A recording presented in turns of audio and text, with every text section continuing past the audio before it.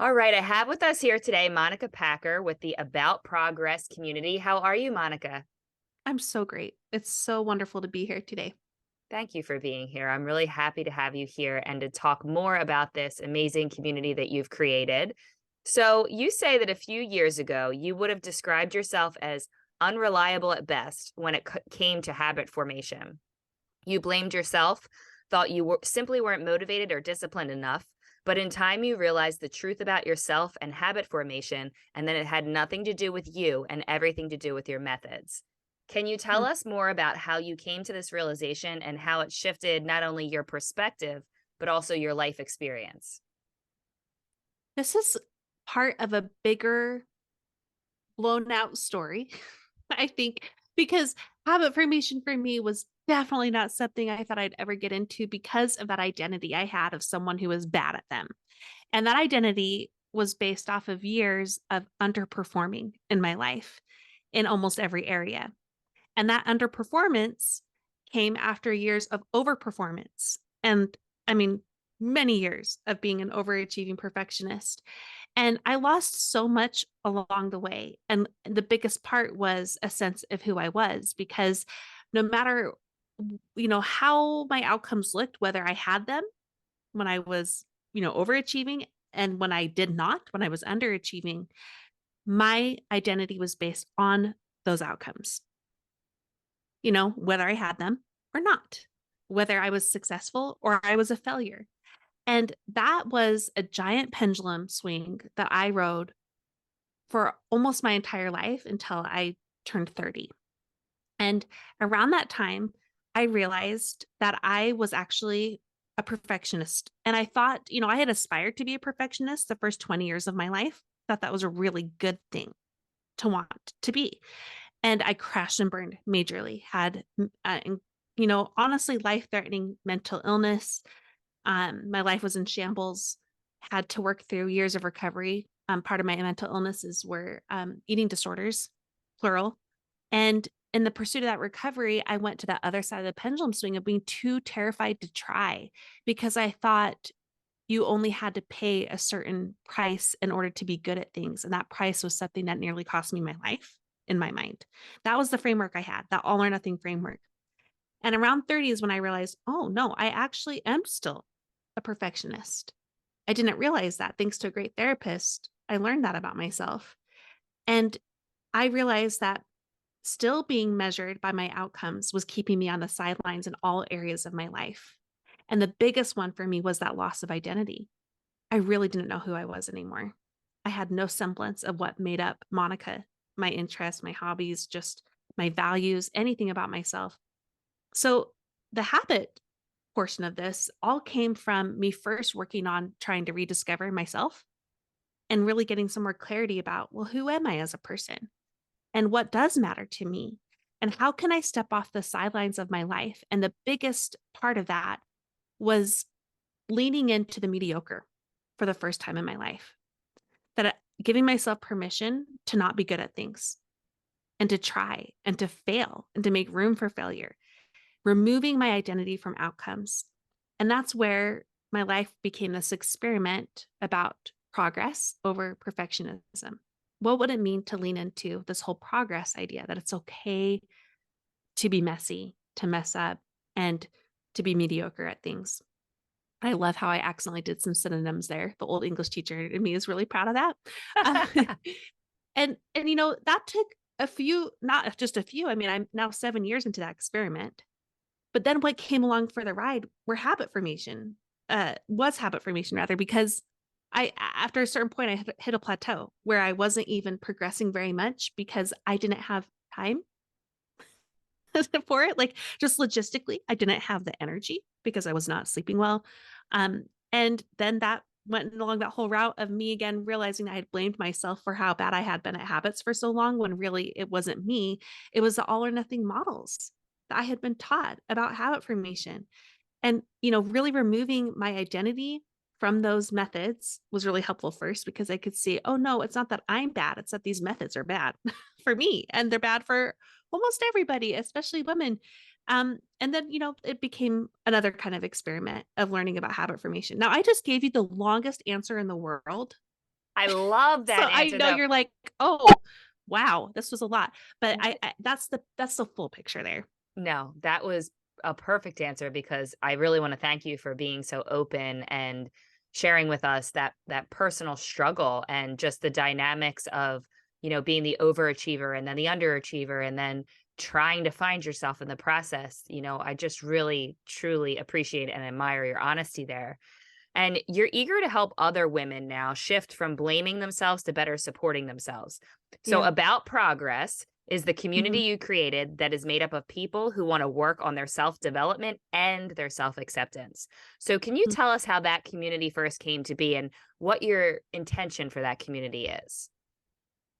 So going back to that fork in the road for me, I'm now 36 and a half. So this was 7 years ago, almost exactly at this phase I of the year, I was thinking about the sideline me, and the reason I was thinking about the sideline me was because I was approaching my 30th birthday.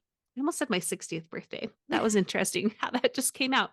But, I was 6 months ahead of that 30th birthday and just thinking, 1, I don't know who I am, which I already brought up, but 2, also, there's all these things that I said I wanted to do that I've never done. Or I'm always in this place of seeing other people do things, and I have that feeling and that thought, like, "That seems so interesting," or, "I'd love to try that," and I never do. So am I gonna hit every decade marker and be in that same place with all of these things? And in that pursuit of trying to figure out, like, who I am, I started something called, now in my community, a do something list. For me, it was a way outside of goals and resolutions to do the work to uncover and discover who I was, to explore what it meant and feel like to be myself. And on that list, I had a list of 30 things I wanted to do before I turned 30. Now that's since changed. Like it doesn't have to be that long. It can be a list of 5 things. But as part of that list, I had things on there that I had in the back of my mind of things I wanted to try and do, but I didn't because of that fear of not being successful with them.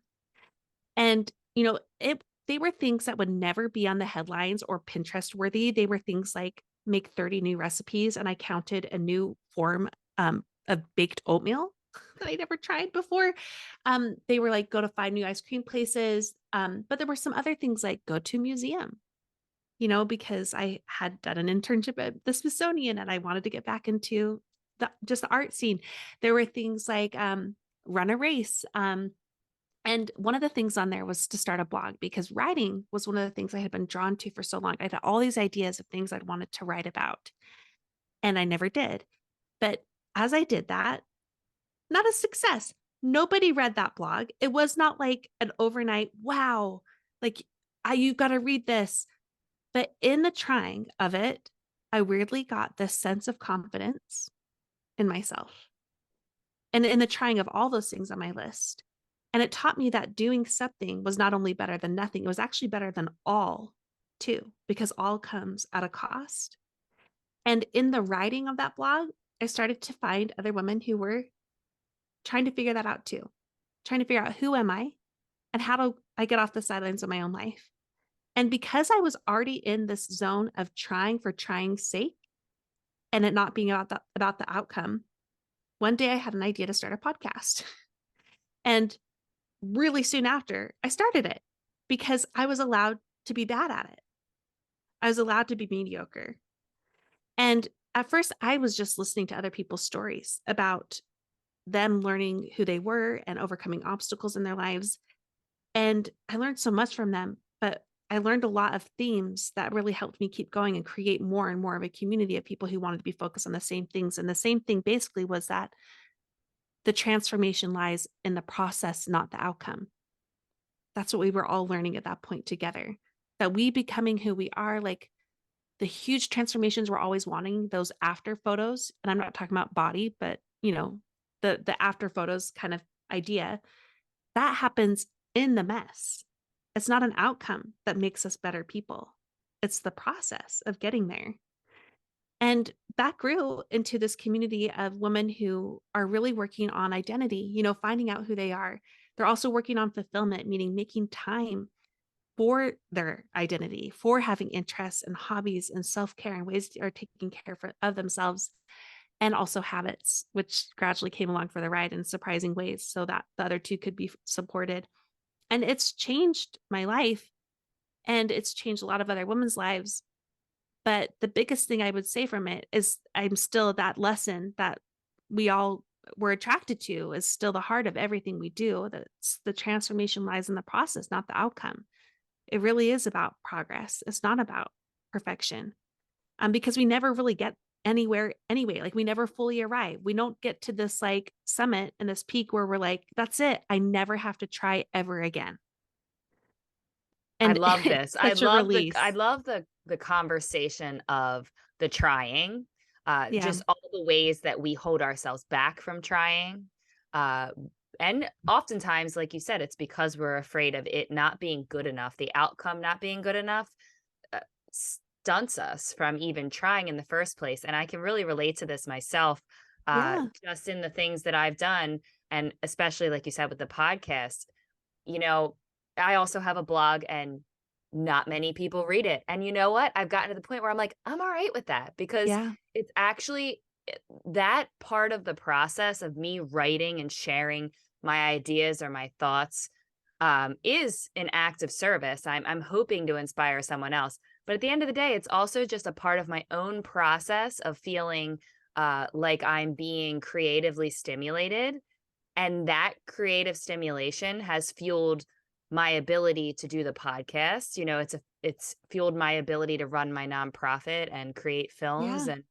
And so many points along the way, I've stopped and said to myself, you know, that voice of fear comes in and it's like, you're doing too many things, or, Mm, you know, and you're not, maybe not any one of them is doing something spectacular. And, you know, you start to, you know, get down on yourself, like the perfectionist in you could say, you should probably just focus on one thing, or, you know, mhm. but at the end of the day, I see myself as a whole person because Yep. I've allowed myself to try all of these things, even though and despite of the fear that I have of them not being perfect or not being perceived as good enough, or, you know, all of these ways that we get in our own way. I just love that you are not only speaking to that, but you're holding community and space for so many women who are struggling with this exact same, you know, thing. Mhm. So you say that life is too short to be hell bent on perfection or lost in procrastination. I love that. And I totally agree. But our souls crave progress. So the About Progress community guides women to grow into living with purpose and connecting to their greater potential. Can you tell us more about how you encourage the women in your community to find fulfillment in the mess Mhm. of progress? And you did just speak to it a little bit, but tell us a little bit more of what the mess of progress actually is. So I've actually, as part of this now 6.5 years of actually podcasting, but 7 years of this experiment, I have really gotten into a ton of research about what it actually looks like to grow. And some of the biggest things that hold us back are these wrong ideas that have been taught to us or modeled to us about what it looks like to grow. We have this idea that progress should be linear and that it should, if it's on a graph, you start at the bottom corner and you go just straight up to this, like, well, it might be diagonally, but you're still like moving up. But all the research shows that real progress happens differently than we think it does. And it's not a straight shoot, it's actually a really squiggly line. And a lot of those lines, those curves go down. So a lot of things get worse before they get better, or they're really all over the place. And it doesn't mean you're not changing, it means you are. A big part of what I do with women is to help them know that they're doing it right. That if they're not changing overnight, they're still doing it right. If they mess up one day or they don't do it the way they exactly want to, if they have a failure, they're doing it right. And when I say that, it's not me patronizing them and patting them on the head. This again is research backed. And part of the research shows that the most successful people on earth are those who are comfortable and learn how to tolerate the discomfort of failure. that it's part of the process. It's not something they're always working to avoid, although it never feels good. It's never fun to have the failure. It's very much a part of the process of growth. And another factor there is that the biggest dramatic shifts happen with small steps. Now, I'm teaching you about progress in general because that's honestly where a lot of women start in our community is rewiring what it looks like to grow. And we have to be willing to let go of something that's really scary for us. And that's we have to let go of the ideas and the models and the forms that we've been taught of what it looks like to change. And a big part of that is that it is the room for failure, the mess, and that it's small wins that we're looking for, not the overnight success. Um, so I feel like that answers your question there. Totally, I hope. totally. And I think it's just so important to talk about the aspect of failure being a major contributing factor to overall success Mhm, as we define it, that it's just so important to have open conversations about the importance of failure and the importance of putting yourself out there to grow and change despite your fear of failing. mhm. So, absolutely, you answered that wonderfully. Thank you. Great. So, can you tell us more about the coaching and courses that you offer? So I'm in a weird phase right now where I'm kind of in between because I'm about to have a baby. So Yes. So for years, I've done a small group coaching program, but that's going to be on the back seat. And I do one-on-one coaching, and that's also going to be the back seat. But what I do have as the foundation for the women who want to work with me in the future when I do open those up is something called the sticky habit method. This is a method of habit formation for a real woman. And that's every woman I know. It's women who have real lives, real responsibilities. And again, research shows that women's lives have to look different than men's lives because of our responsibilities, whether or not we have children inside the home. And those responsibilities require us to be way more reactive in nature, which means we don't have the consistent, rigid schedules that habit formation normally relies on. And so that means we have to do habits differently. And it really speaks to a lot of the things we talked about today. We interweave a lot of like, it's, how to make room for failure in the habit formation process, how to shift the ways that we think habits should be formed, including that whole darn idea about consistency. We've been taught that wrong. Um, and also how to build habits instead of just starting with the ideals, how we build towards the ideals too, and ways that actually create real consistency. And I'm like rolling my eyes because I define it differently over time. And the reason why this isn't me trying to sell this. What it is me trying to do though is help women who are like sitting here listening and thinking like some of these things are really, challenging the ways that I've been taught it takes to grow. Like I actually want an overnight success. And I do too. Like I would love to be an overnight success. Who doesn't? Right. Right. Oh, but that's not the way that we create sustainable change. Okay, maybe I can sit with that. But what about habits? Because I know in order for me to form a habit, I have to do like the habit I want for 28 days consistently. That's wrong. Um, anyway, this is for the women who are blaming themselves for failing, basically. I want them, even if they don't even look at my course, they don't even look into it. Totally fine. What I want them to know is that they have been blaming themselves for habit fails that are not theirs to blame. The methods that they've been taught have set them up to fail because our lives look different. And if I can just tell them that so they can have that moment of release and also that moment of hope that maybe they can do things differently and still get to where they want to be. In fact, that's the way to get to where they want to be. I hope that can help them do that. So that's where women start though in terms of like what I offer is that course, the sticky habit method. And there's way more to come this year after my maternity leave is over. That is so exciting. And definitely, I will be sure to link in the notes here how to find everything that you just mentioned. And I would encourage everybody Thanks. to dive into your website, dive into your Instagram, and just be open minded to learning about reframing your own relationship with habits. And so you act as a cheerleader, coach, and educator, but you also say that you are a fellow learner. How important would you say it is that we remain continual learners in our ongoing personal growth journeys? Well, I think it's essential. And I think anybody who is in any field to any degree of success would say that you never stop learning.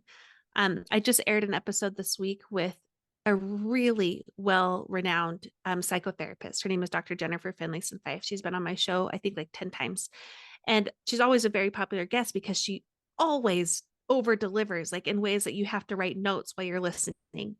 And normally I don't do so much talking on my show, by the way. People are like, we Well, like to that's talk what's to fun people. about being a guest on somebody else's podcast.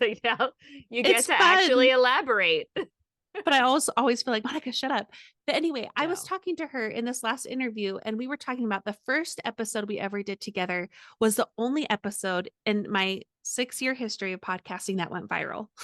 The only one. Wow. It was actually my 14th episode too. And now I have like almost 460. So that shows you like a lot about progress right there, right? Like I'm living Yes. it out every day with my work. Wow. But this one went viral.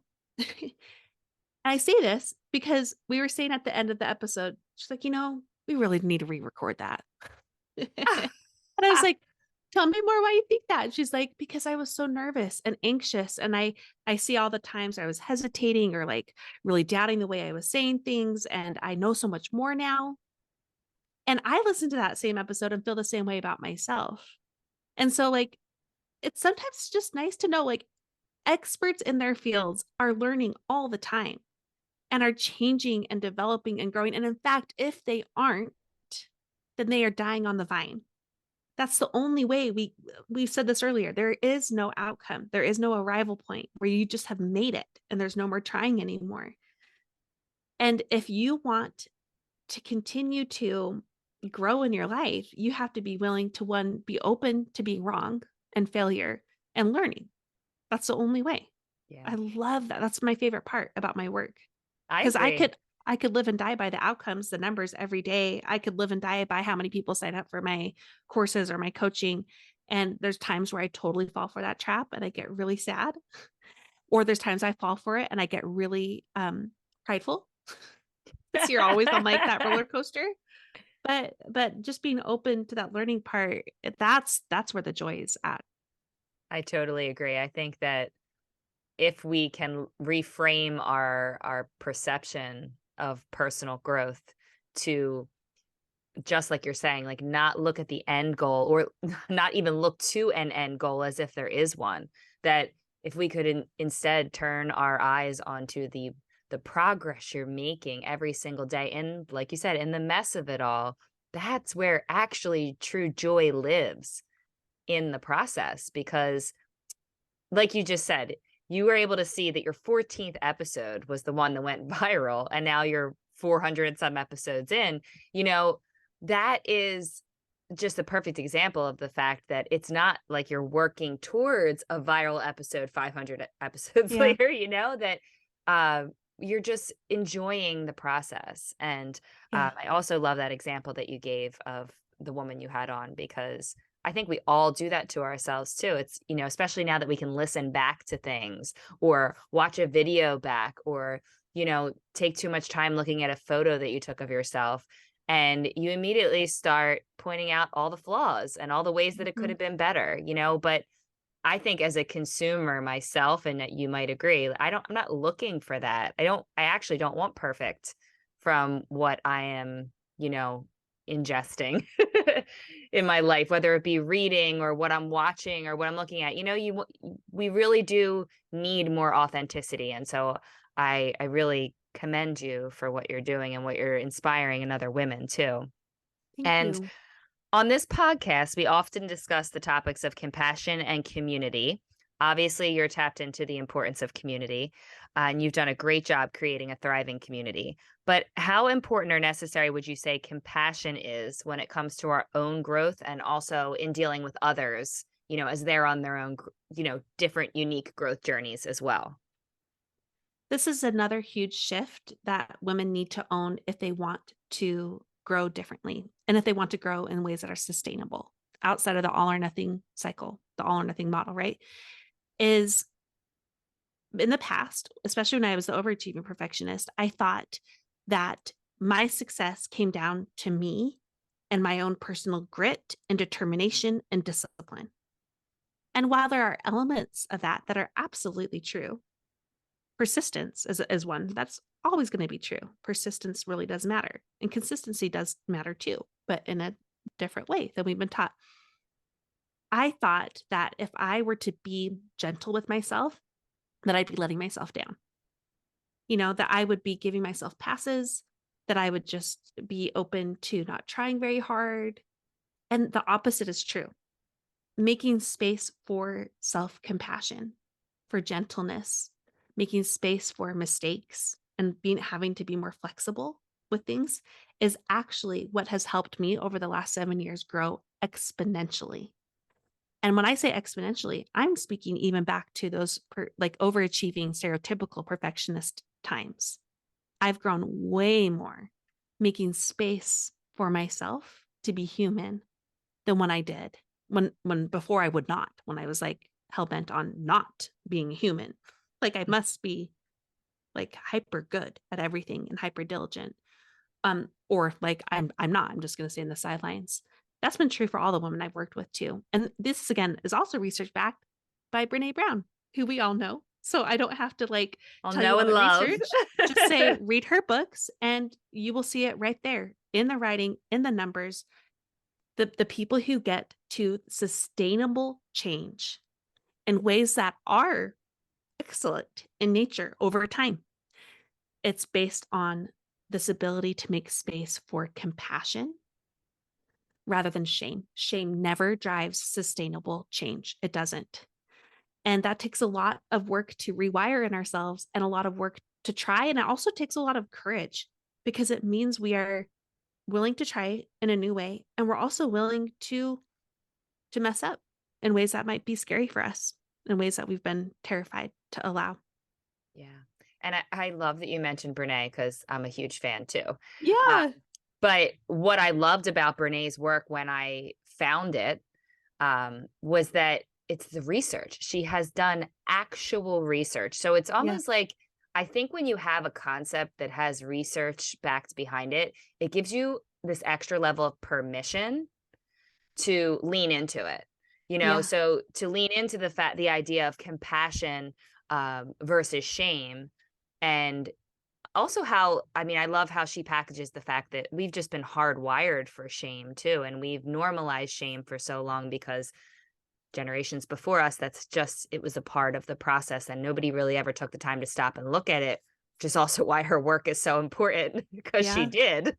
Um, and I just think it's, listening to someone like Brene or even hearing you talk and you have this, the knowledge and the experience of your own experience, but also the research to back it up that says this really is something worth paying attention to and potentially deciding to shift for yourself. Giving yourself that space. I found that myself in my own personal growth journey that it is so incredibly valuable to my overall peace is that I give myself grace in the process of the messy stuff and in the process of whatever is Mhm. hard that I'm like a habit that I'm trying to change. If you're not compassionate with yourself, you're almost going to just be running in place, don't you think? Oh, yeah. Running in place, running in circles, or just waiting Yeah. Not in a and holding just pattern. not making any forward progress or growth, which Mhm. is ultimately the goal. And I was reading on your blog that your goal is to do something every day that scares you. What would you say is the importance of having a daily goal like that? What have you learned from adopting that type of mindset? So this goes back to the big all or nothing model that I started experimenting against 7 years ago. I'd mentioned that I learned in the do something list that when you do something, it's not only better than nothing, it's better than all because all comes at a cost and a cost that I don't think any of us should pay anymore. Um, so the do something that scares me came along for the ride there. That's what the original list was kind of about. Like, what would happen if I did things that scared for me? And when I say that, I don't mean like I'm going bungee cord jumping every day. There are things that scare me I will never do, and that is one of them. Like we no, that's not the goal.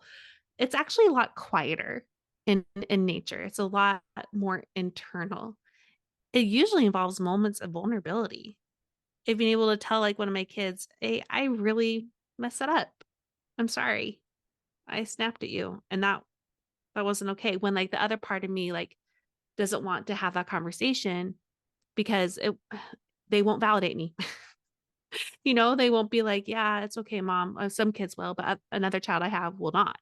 That so that's scary to not be validated and even trying things to repair things. But for me, it's just this general idea of I have this part of me that is really afraid of failure. I have a part of me of that's that doesn't like it, and I think all of us will. There's parts of me I'm scared to share. There's things I'm scared to try, and having that mindset of like it's okay to just do something that scares you and to be bad at it, and that has been a mindset that's shifted a lot for me, not just in terms of like my I do actually still have goals about what I'm doing. We talked about goals a little bit, but it's having the courage to try and fail and work towards things I really want, to own those things. And it also goes back to those quieter moments of just trying to step in more into who I am, into my values. And that can be scary. Yeah, and I think it's also about just acknowledging and leaning into the fact that you have the ability to continue to do something even if you're afraid of doing it, right or wrong or whatever, that we can just stop ourselves dead in our tracks sometimes for fear of being vulnerable. Yeah. And vulnerability sometimes is just the key to open up a whole new lane of energy for yourself by just leaning into the vulnerability. Again, that's also a Brene Brown Brene Brown topic. Yeah. But I love how you framed that, because I Mm. think that doing something scary, really the scariest things that we can do is be our most vulnerable selves. But then also Mhm. the most rewarding things we can do is be our most vulnerable self. Oh man, I wish I had a transcript of a podcast I just recorded with Emily Nagoski, and that's basically, I mean, word for word, almost what she says is, the true freedom lies in having the courage to be ourselves. Mm. And I couldn't agree more with that. And that's me, paraphrasing what she said. And I'll add one more thing that, do something that scares me. A lot of us are scared of believing that the small things we do matters. I had a client say this years ago. She said it takes the greatest of courage to do the smallest of things. Wow. She was sharing with me something she was learning in the process of our work together. Never forgotten that. And I have the worst memory in the world because that's true. And that's a big part of what we can live out every day. Do something that scares you means believing that even if you can't do the full habit that you want, doing half of it is still something. Still a small thing that matters. Yeah. And it's also the bigger picture. A lot of us think that success has to be headline worthy, when success is mostly the small things that will never be reported or, slapped on Pinterest or Instagram worthy. It's the small things that we can really find fulfillment in. Yeah, and I think success also is when you're defining like your own true personal success, it's also just having the courage to put one foot in front of the other every day, Yeah. and being able to just take small steps towards any goals or anything that you're hoping to see come down the pike. uh, it takes the courage to say, I don't know when I'll get there. I don't know if I'll get there, but I'm going to focus on putting one foot in front of the other. That takes a lot of courage every day. It It's does. believing in yourself, it's continuing to believe in yourself, which is a very challenging thing to do. But again, like you said, equally as rewarding. And so it's like this balance of doing the hard stuff to reap the rewards and benefits. I also have another podcast with a friend of mine, Krista. We do wisdom work, it's called, and it's all about personal growth. And that's basically what we say is that you have to put the work in order to really unearth the beautiful wisdom that lies within yourself, but also just to like live with joy and peace and more calm. You have to find this balance, right? Of being willing to lean into the habits that are hard that you need to shift, or, all the ways that maybe you hold yourself back. And I think that the work that you're doing is such a powerful force in the space of female conversation, because we talk about this a lot on our other podcasts, is that women in general, we feel like we need a permission slip to move forward with these kind of goals or these changes or this growth. It's almost like you need someone to say, like, it's okay for you to change. It's okay Yeah. for you to be a different person. It's okay for you to want more for yourself. Um, and I think you holding this space within your community, what you're doing is saying, it's okay. It's all right. Because look, I've done it. I'm continuing to do it. And we're going to do this together. So I love the power of the community that you're building. Thank you. I mean, it's a two-way street. That's for Yeah. sure. Yeah. I mean, and that's the power of community, is that everybody's in it together, supporting one another. And that actually leads me to my next question, because also on your blog, I read that you say, I have plans and hopes to return to work once my kids are older. I'm really confused about what field, though. I might return to teaching. I might write. I might pursue interior design. I might go back to graduate school. I might just bake all day. Who knows? And this really resonated with me when I read it, because, well, you mentioned, did you say you're 36 and a half now? Yeah. Okay, I Uh-huh. am too. So I have a Oh, feeling that yeah. this may have resonated because we're probably at the exact stage of life together. Um, but I know so many women right now who are just deeply entrenched in motherhood, for Mhm. years now, myself included, and who can put a lot of pressure on themselves to have a game plan by the time their kids are a certain age, or possibly they feel pressure to return to a career that they had prior to being home with their children. But I think you can relate to this as well. It's like so much changes about you Yeah. personally in motherhood that I know for me, it was like I knew my whole course going forward, no matter what my career was going to be, it was going to be different because I truly have shifted it into a Yeah. completely different person.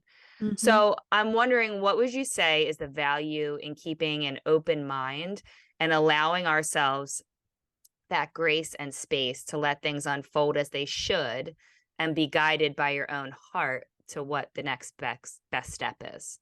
Mhm. It's interesting you found that because I don't even know where that is on my site. And I think I wrote it, like, 7 years ago.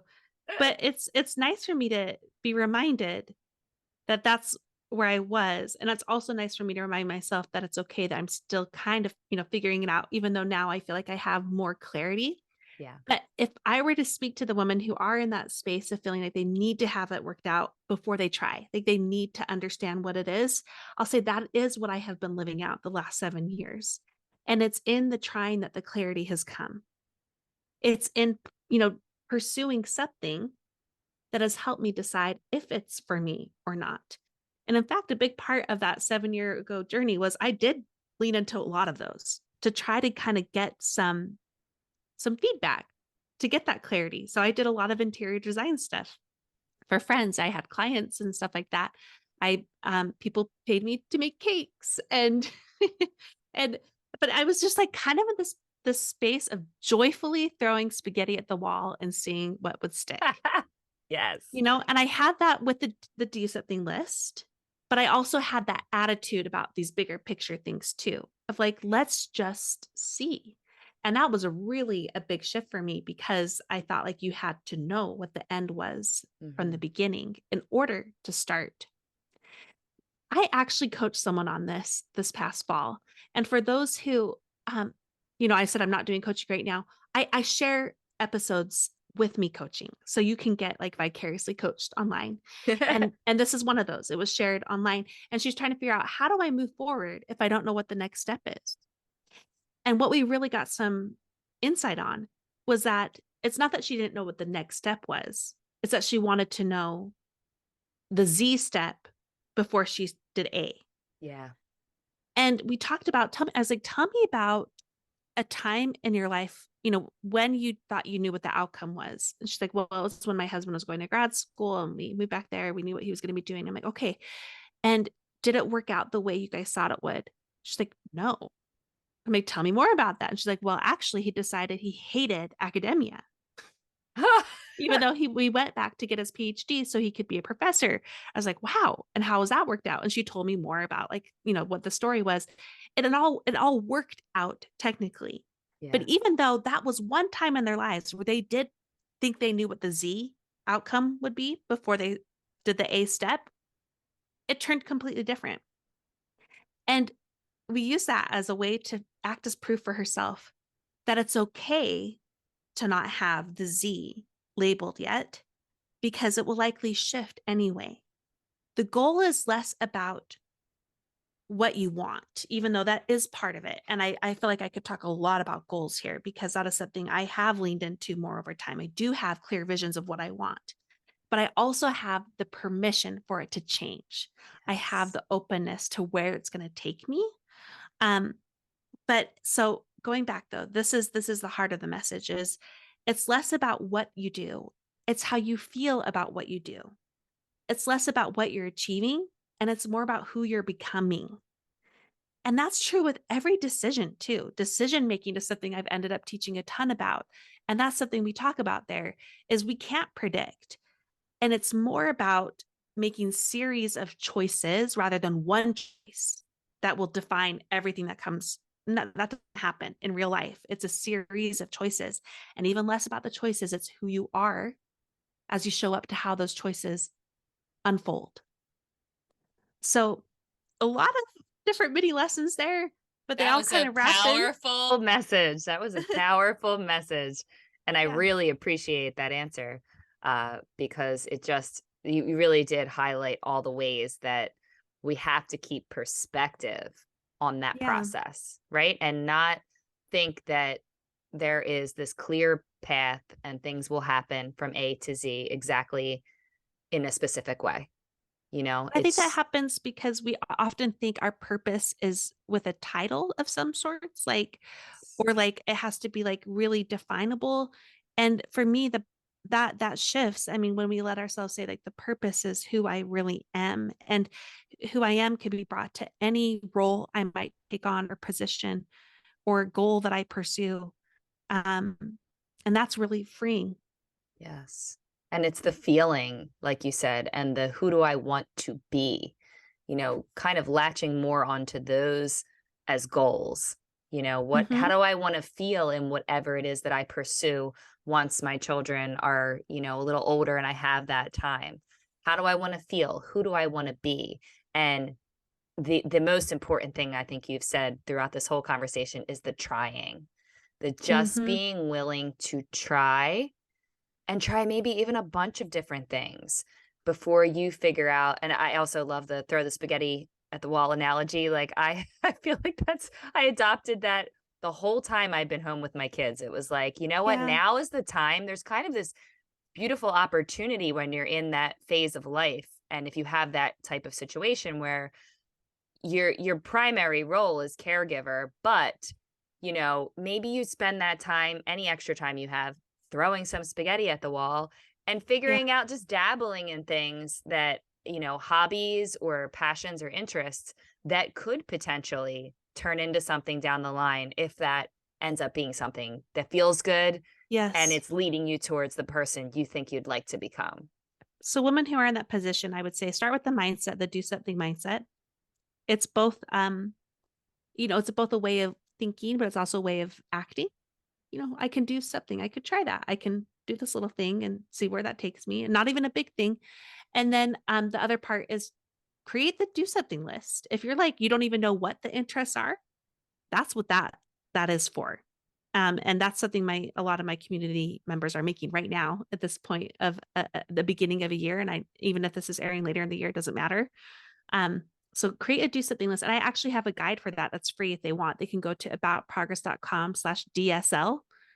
And there's a whole like workshop that's free. There's a guide, there's examples of other women's DSLs that's the thing I hear the most about that's changed their lives. And none of them are like go back to Harvard and become the head of like the most life-changing nonprofit of all time. Like those aren't the things on the DSL. It's these smaller things. It's the exploration that changes women's lives and helps know what's next over time. That is amazing and powerful. And I want to just piggyback off of the fact that you led us to your site for the DSL.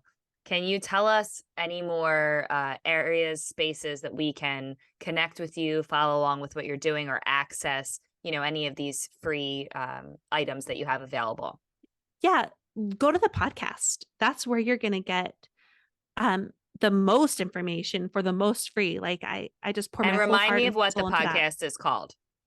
It's called About Progress. So they can just search for it right where they're listening right now and give it a listen. And then if they like it, I would invite them to subscribe. And then if you are curious about the habit formation stuff and maybe some of those things we talked about kind of like triggered some curiosity in you, I have a free class that they can take about why women must do habits differently. And this is research backed. It's not just like experiential. And it's also just not this weird tagline. And it's not patronizing, like because we can't. No, it's because we're set up to fail. And I'll tell you why that is in this class. And they can get that at aboutprogress.com/habit class. Great. Thank you so much. And we can find you on Instagram also. What Uh-huh. is your Yep. handle on Instagram? About progress, which is nice. Perfect. Well, I was going to say, things are this all is about progress. Yeah. super easy. Just look for About Progress and Monica Packer. I can't thank you enough for taking the time today. This was packed full of nuggets of wisdom and inspiration and actionable, insight that I Thanks, really Christy. think will be powerful and useful for the listeners. So I'm That wishing means you a the lot to best me. of luck on your brand new baby that's coming very Thank soon. you. We'll need it. We'll Well, need it. We're you're a excited. pro. How many children do you have now? This will be my fifth, but it will be almost 5 years between my last child. So that's why Oh I my feel like, gosh. do I know anything? I don't know. You So know everything you need to know, I'm I sure. hope so. I But hope so. wishing you all the best. And Thanks, I will be Christy. sure to drop everything in the show notes so everyone knows how to connect with you. And Monica Packer, thank you for being here. Well, thanks for your time.